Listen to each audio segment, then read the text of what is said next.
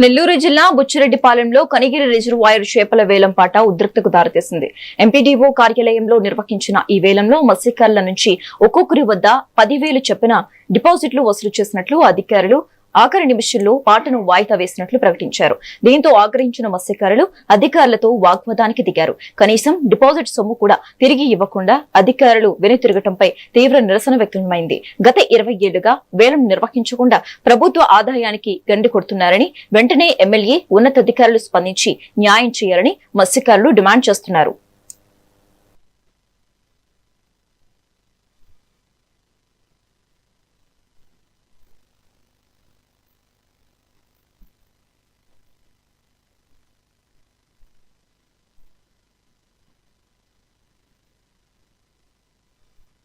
పోలీసులు అర్థం పెట్టుకునేది ఎన్ని మీరు అనవసరం మాట్లాడారు. జరుగుతున్న మాకు ఇన్ఫర్మేషన్ వచ్చింది, ఆయన వెళ్ళిపోతున్న తలపేశారని చెప్పారు. గవర్నమెంట్ అధికారికి నిధులు కట్టడం కలిగించుకోవడం దాని ప్రకారం చూసాము, అసలు ఏం ప్రాబ్లం చూశాను మీరు చెప్పింది కరెక్టే ఉంది. తర్వాత ఆయన కండిషన్ చూశాము, ల్యాండ్ ఉంది, ఉంది, ఆ కండిషన్ ఉంది, దాని ప్రకారం అతను చెప్తున్నాడు. దాని ప్రకారం మేము ఫాలో అవుతాను. పోలీసులు అర్థం పెట్టు, నువ్వైనా నాకు ఒకటి, వాళ్ళైనా ఒకటి, యాజ్ పర్ లా కావాల్సిన బాధ్యత ఉంది. పోలీసులు అర్థం పెట్టుకున్నారని ఈ విషయాలు మాట్లాడతాం, అది భావ్యం కాదు. పోలీసులు అర్థం పెట్టుకునేది ఎన్ని మీరు అనవసరం మాట్లాడారు. జరుగుతున్న మాకు ఇన్ఫర్మేషన్ వచ్చింది, ఆయన వెళ్ళిపోతున్న తలపేశారని చెప్పారు.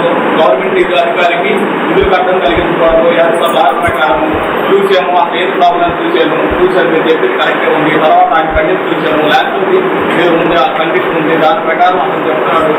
దాని ప్రకారం మేము ఫాలో అవుతాను. పోలీసులు అర్థం పెట్టు, నువ్వైనా నాకు ఒకటి, వాళ్ళైనా ఒకటి, యాజ్ పర్ లా కావాల్సిన బాధ్యత ఉంది. పోలీసులు అర్థం పెట్టుకున్నారని ఈ విషయాలు మాట్లాడతాం, అది భావ్యం కాదు.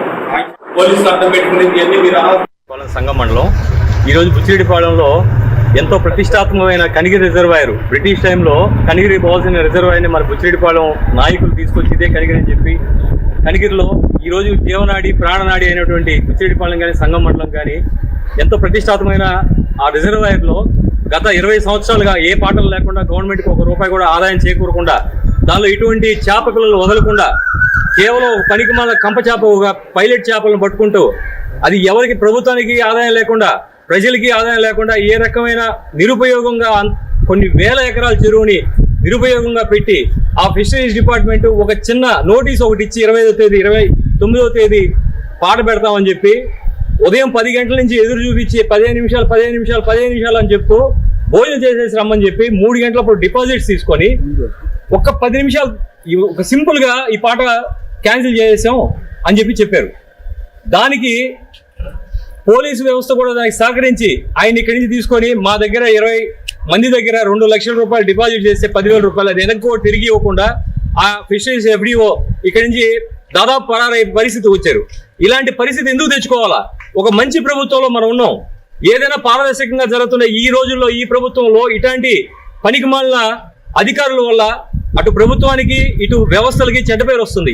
ఈ రకంగా కాకుండా ఏదైనా పారదర్శకంగా చేయాలని అందరినీ కోరుకుంటున్నాం.